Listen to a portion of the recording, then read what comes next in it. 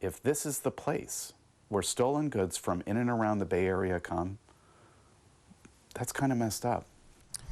He's one of more than 10,000 people whose car has been broken into so far this year in Oakland. But his story doesn't end with the shattered glass you see there on Broadway. Good evening. Thank you for joining us. I'm Dan Ashley. I'm Larry Beal. That man, he had attached trackers to $24,000 worth of camera gear that was stolen that day. But what happened next was very frustrating, not only for him, but for all of us who really care about public safety as well as quality of life here. Yeah, no question about it. Ag Team reporter Dan Noyes is here to pick up the story. Dan.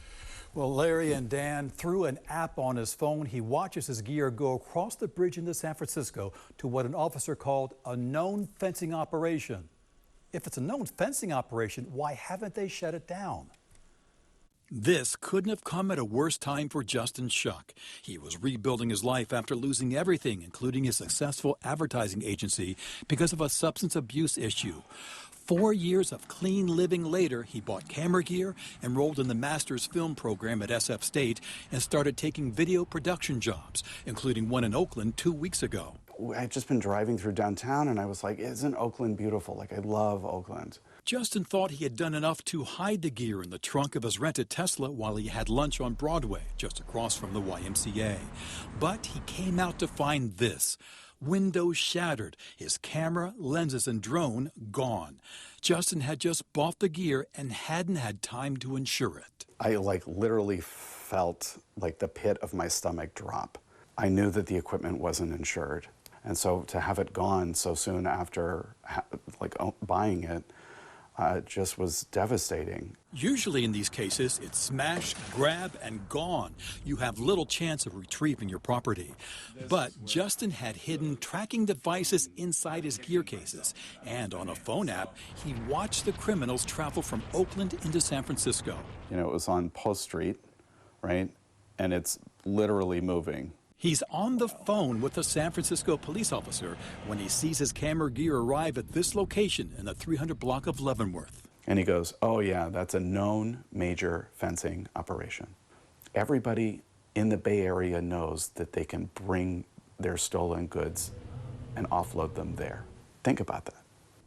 That's what he said? That is what the officer said to me on the phone. Justin used to live in the area and he knows it well. And it's a block and a half, not even a block and a half, from the Tenderloin police station. How are you not raiding that place on a daily basis? I had the same question. So I walked by the location of the alleged fencing operation to the Tenderloin police station and called its captain, Sergio Chin. He did not return my messages.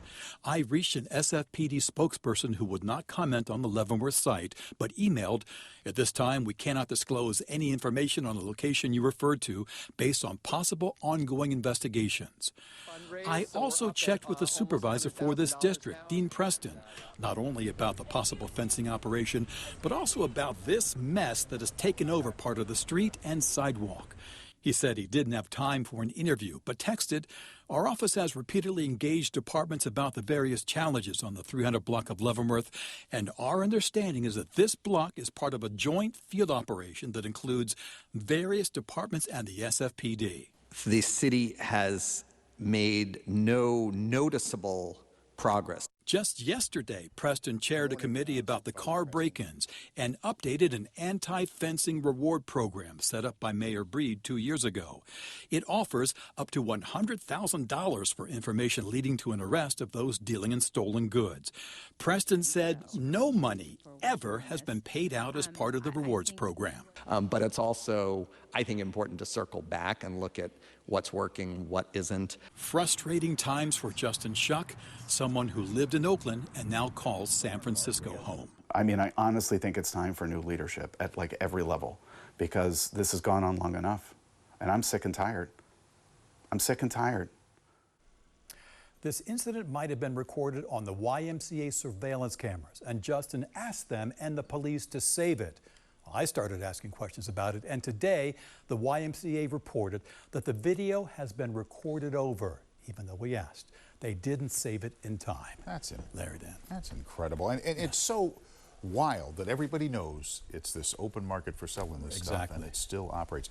Before we let you go, how are you doing after the attack on Sunday with your arm? Oh, I appreciate you asking. A little achy, you know, yeah. and that's a whole separate story. And if people want to know more about what happened, that's all on my social media. But you had a few weeks to go with this thing. It looks like a couple of months, maybe 3 months. Yeah, and of course, the worst part is it's surfing season now. I know. And you're no right. surfing for a Down while. for the count for a bit, but you'll be good. Well, I would advise people to check out your video Yeah. on Twitter because it's really compelling, and it shook me up. Yeah. Because it could happen to anybody at any time, just being attacked randomly. So I appreciate Scary. that, Larry. take care.